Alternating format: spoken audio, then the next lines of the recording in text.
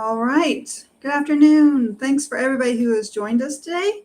My name is Julie Molique, the new Senior Director of School Accountability here at Wake County Public Schools. We are recording this.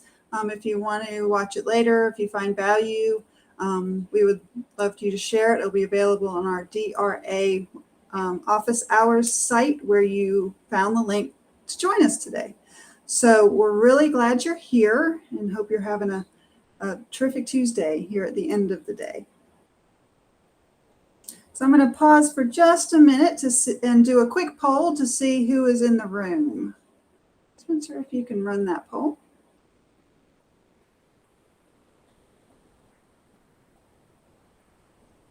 And if that didn't automatically pop up, if you click in the bottom right, the little triangle, square, circle, looks like votes are coming in. There it is. Thank you.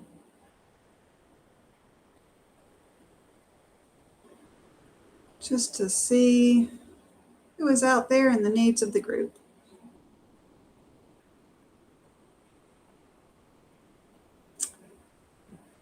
All right, we'll wrap that up. Spencer, see who we have.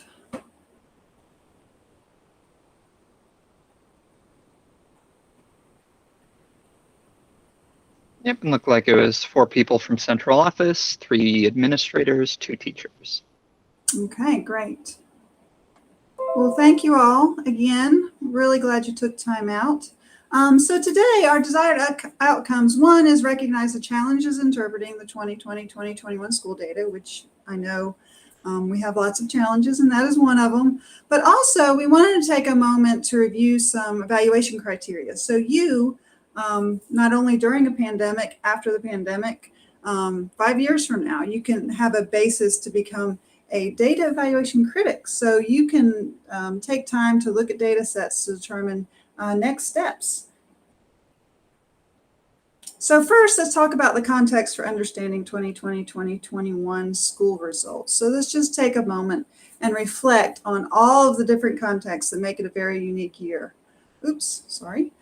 First, there were no tests administered in spring of 2020, right? So that impacts our trend data. It also impacts growth, which I'm going to talk about in just a little bit. We're going to review what growth might look like and some nuance within that you have to be aware of.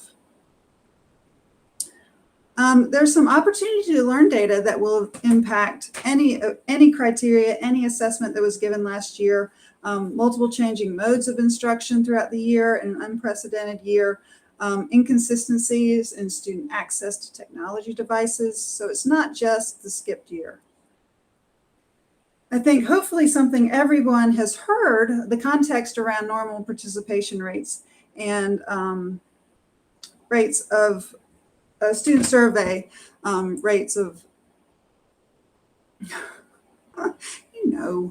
the rates of people completing the survey. So, those come into a major issue as we consider student surveys and teacher surveys. Again, there were some interesting changes to enrollment last year that we'd like to evaluate and figure out maybe how that might impact this year's data, but also in the future. So something interesting to look at.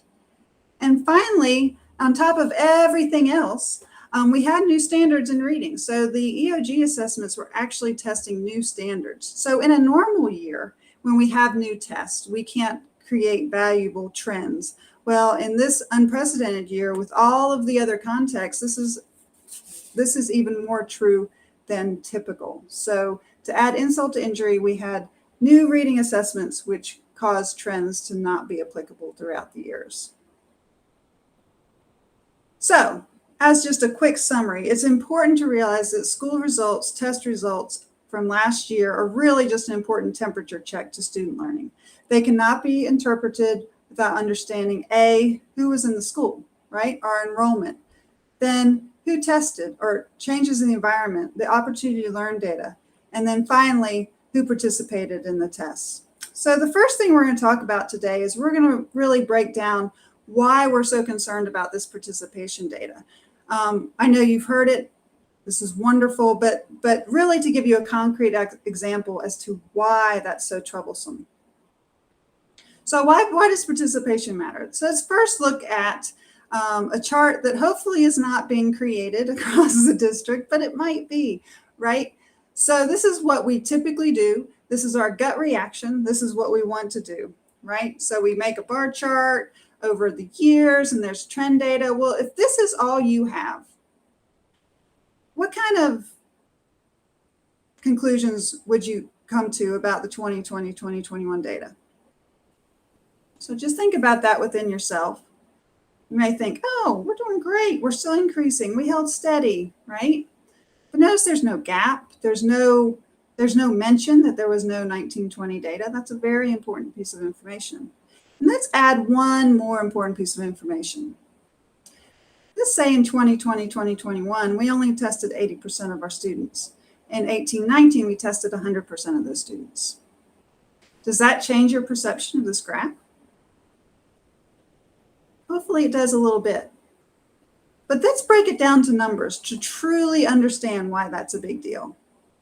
So let's take a look at participation by the numbers. So let's say this group of students, this is all fictional, by the way, this group of students had 500 students in their testing subjects and grades, right? Or this grade or this subject. So if we had 100% participation in 2020, 2021, that means we tested all 500 kids. In order to achieve that 60%, 300 of those students were proficient. 200 were not proficient, right? So that's how it would break up if we had 100% participation.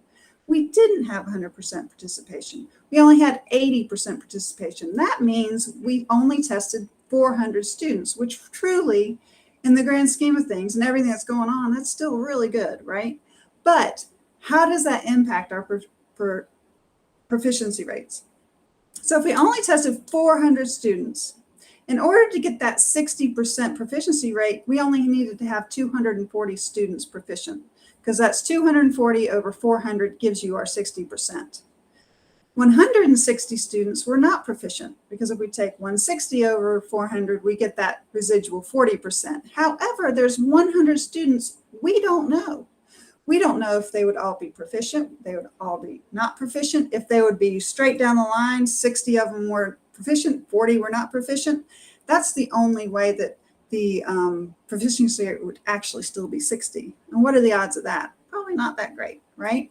So when we break it down by the numbers, we see we have that 100 students that could go either way. If they were all proficient, we'd have 340 students proficient.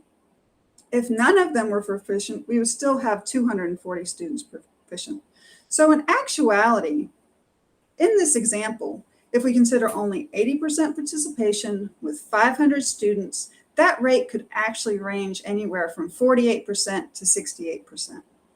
So if we put 48% back in that chart, that would mean something that would look very, very different to our trend. If we put that 68%, it would be very, very different according to our trend. And to be honest, there's equal probability to have any percent proficient between 48 and 68. So to set right on that 60 is really dangerous, because we just don't know. So hopefully that gives you kind of an overview of why participation is so important. I don't think until you look at it like that, we really understand why we want to be so cautious about aggregate numbers in that way. We also had an interesting enrollment change last year. Usually there's always some enrollment change, but if we look at our enrollment change from grades K-8, we don't know who those students were that left. Was it a different population than we typically see? We don't know. It's really hard to say. So that's another impact. We do see an interesting note in kindergarten. So it'll be over the next couple of years, we're going to have to keep an eye on that. We don't have any information on if those students came back to kindergarten or if they came to first grade. You and the schools probably know more than we do about that. But we should know something soon, and we will be looking at that a little bit more. Now let's talk a little bit about growth. So we do have an EVOS growth update. The school accountability growth that you're accustomed to see, which accounts for 20% of our school letter grades, will not be calculated this year. That growth measure is based on EOGs and EOCs only.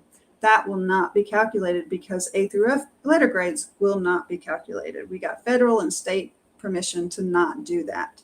However, in the internal EVOS site, there will be some growth projections using this, what they call skip year growth, which you have to, again, really understand the context of that. So I want to take the opportunity to start having that conversation.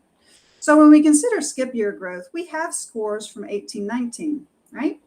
And we'll have scores when we had scores in 2021, but there's this gap year, and we're going to talk about that right now. So students took tests in 1819, and then in 1920, they're sitting in, say, teacher A's classroom, and they're going through pretty normal year, right? Up until March when everything changed. So those students are getting a pretty standard instructional year until March. However, since tests were canceled in 1920, there was no EVOS growth metric available. So we didn't compare any test scores at the end of 1920 to the end of 1819. That's our skip year. Well, now in 2021, those students that were sitting in teacher A's classroom in 1920 are scattered, right? Particularly if it went to 5th grade to 6th grade, those students could be in any number of different teacher classrooms in 2020, 2021. So we have lots of teachers that receive teacher A's students and students from a bunch of other students, other teachers sitting and teaching those classes in 2020, 2021. Well, we had roster verification in this year as well, correct? So we do roster verification. Those students are claimed by their teachers in 2021. At the end of 2021, we test. So now we have a test score to compare to the most recent history, which was 2 years ago. So we'll have some sort, we don't know what it's going to look like yet or the timing on this. We're thinking early winter, we might get some information on this, and it will not be released publicly. It'll only be available within the internal EVOS site. So that's important to know. But that growth measure will be 2 years worth of growth. And if you look over 1920 and then 2021, 1920 was almost a normal year. 2021 was anything but normal. But those growth measures will be attributed to the teacher in 2021. So there's a lot of questions about that, lots of considerations. So although we'll get some EVOS growth score, this is an extremely important piece of context to truly understand if and how to look at that data. So just as a quick review, what do we want to use? What sources do we use with caution? Any aggregate assessment results, especially if participation rate is different. Consider enrollment. Consider all those other contexts at the beginning of the slide. Also, subgroup assessment results. Not only do you have to worry about all the other things, you have to worry about small n sizes, which make a big influence in those percentages. Student engagement survey results. We did have a low response rate this year than most other years. So even trends of student engagement survey, you have to be careful. Benchmarking data. If anything was administered in a different manner from previous years, that data should be looked at carefully. I'm not saying it can be discounted. I'm not saying any of these can be need to be discounted. They all need to be evaluated with context in mind and understanding of what goes into that data in mind. And then attendance. Our attendance data is very interesting from 2021. Lots of things played into attendance that had not played into attendance in the past. So attendance was taken differently. It looks different. So you have to be very careful with that as well. If you think it's very standardized and it's been the same and you have very, very high participation rates, then you can use some of these, and some of you do, and that's wonderful. But it does need to be used with caution regardless, particularly when you're comparing to other schools or other districts or to the state, because they don't have the same characteristics of your school. So what can we use, for goodness sake, Julie? You said all these things about why we have to be careful for 2021 data. Grades are still valid, graduation rates, teacher perceptions, and that's where I want to go today. Teachers, teachers, teachers, right? Teachers know what happened in those classrooms. Teachers know what students understand and can move forward. That is one of your most powerful pieces of knowledge now, is talking and having open discussions with teachers and considering needs. Individual students' test scores. they're still as valid as they ever were if they were administered in a standardized way. This includes benchmarks.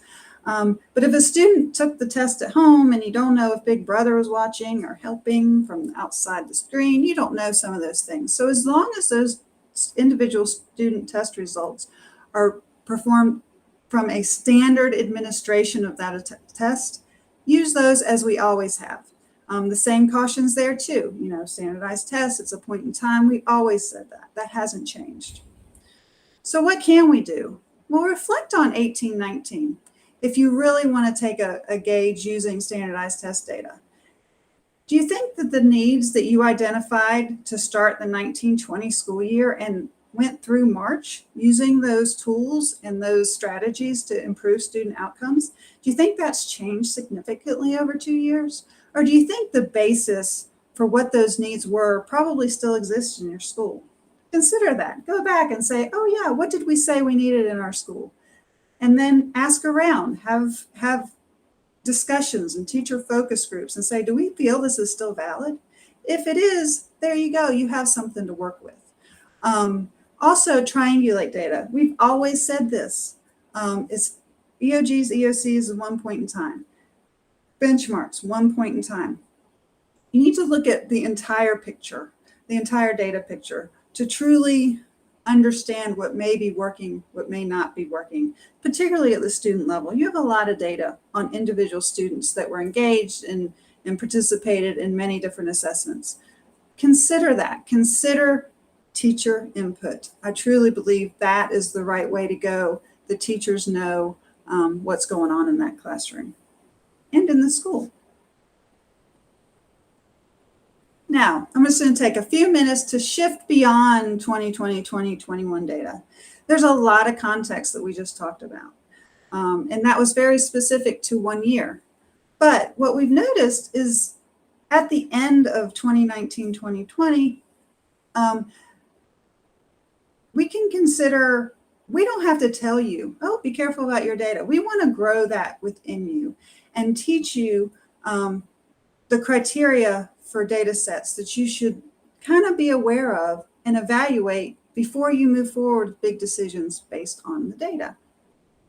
So there was a paper out in late 2019 by Julie Molique and CCSSO. It really targeted missing data after no tests were given in 2020. However, it still applies. I think it's evergreen. So these are kind of 4 criteria that you can consider from any data set that you have to help understand and formulate next steps using that data.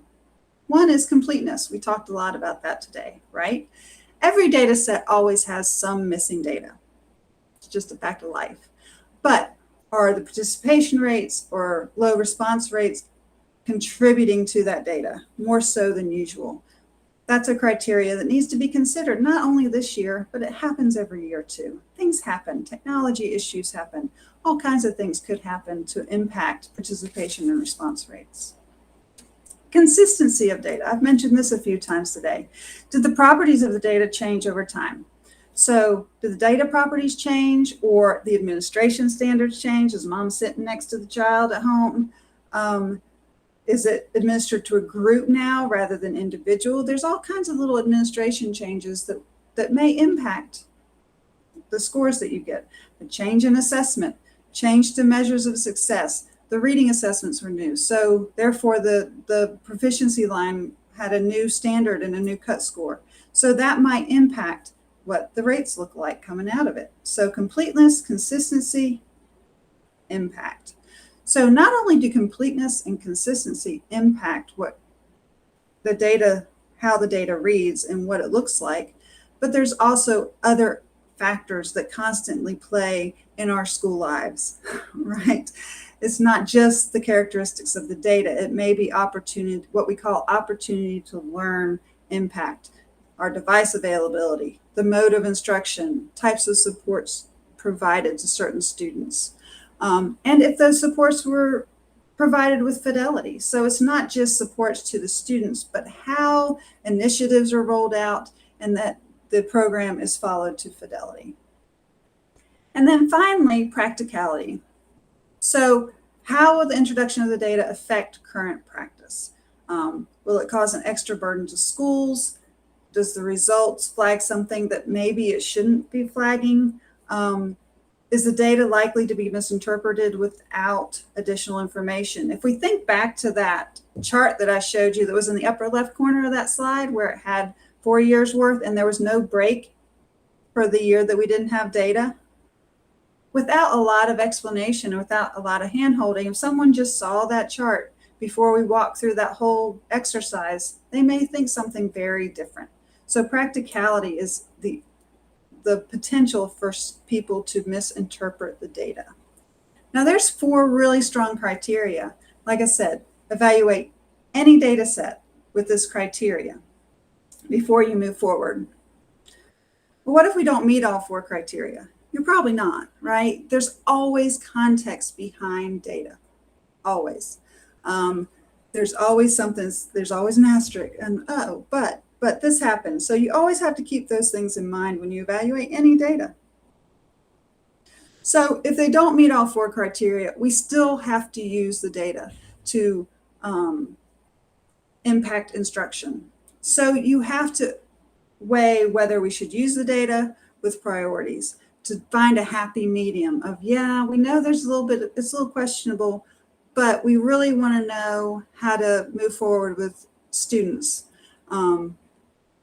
Like I said, individual student, I saw a question, individual student results are still valid with all the different pieces we give them. That can motivate and move forward any program for that student. So we do have a priority to move forward and keep serving our students well.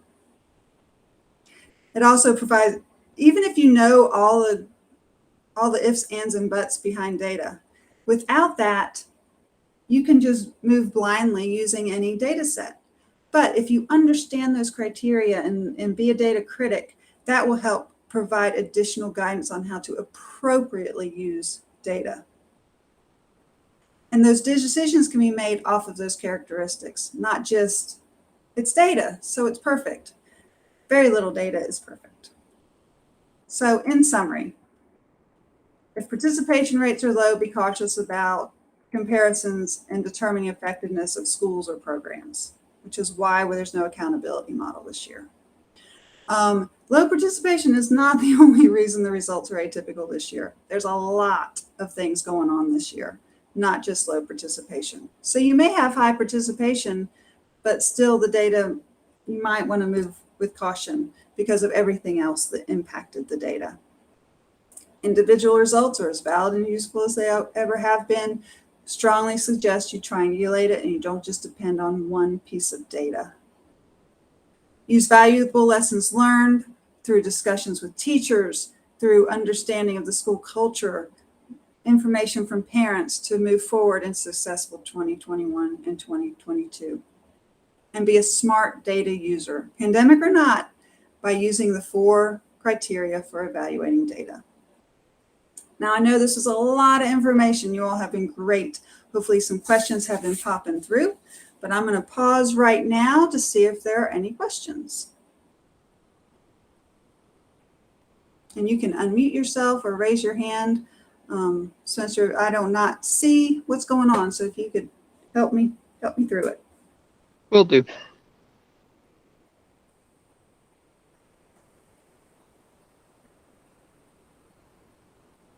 And while we're waiting for those to come in, I'm just going to do a plug on some other things we have out there. We have data research and accountability podcasts out there. Listen to your car, Work Smarter, Not Harder, and Data Lit. Those are great podcasts that we produce. So when you have, driving in your car is always a good time to listen to a good podcast, right? Cleaning your house. Also, I'll go ahead and pause and say on October 19th, we'll have our next office hours about self-monitoring process. So I just wanted to plug those before we open up to too many questions. Yes, thank you for the shameless plug. I agree. They can also be downloaded from your favorite podcast site.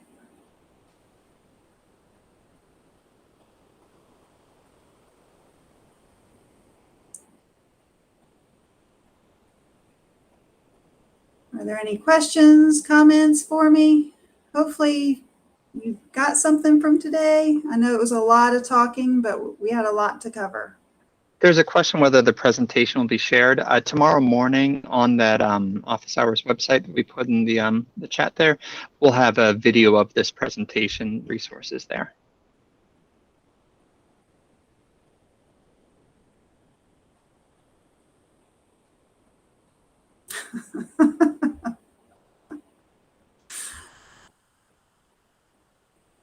They were stars. We interviewed Brian's kids for an episode last year. It was fun.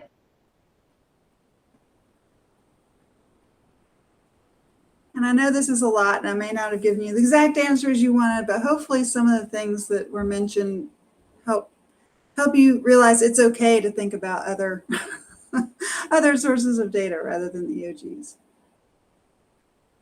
Is there guidance for triangulation of data between standardized assessments and progress monitoring data? Well, for students that have the standardized assessments, you know where they are with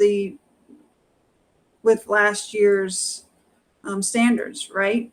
And progress monitoring data is this year's standards. So students who may be perhaps struggling from last year, if they have that data, that's still valid data at the student level. And then, of course, progress monitoring data at the student level. See if those students are still struggling with what you're assessing and how to move forward. Again, student level is truly the key this year.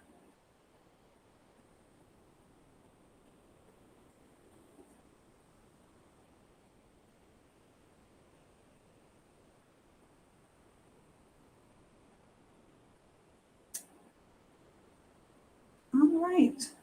Well, you will have an opportunity to please give us feedback on if you're enjoying the office hours. You'll also get a feedback sheet here in the next couple days, survey. So please share if you found this interesting, and give us some feedback. What would you like to see we do better or worse, or any topics that you're interested in? So at this point, I'm going to say thank you very much, and I hope you have a good rest of your afternoon. Thank you so much for joining us.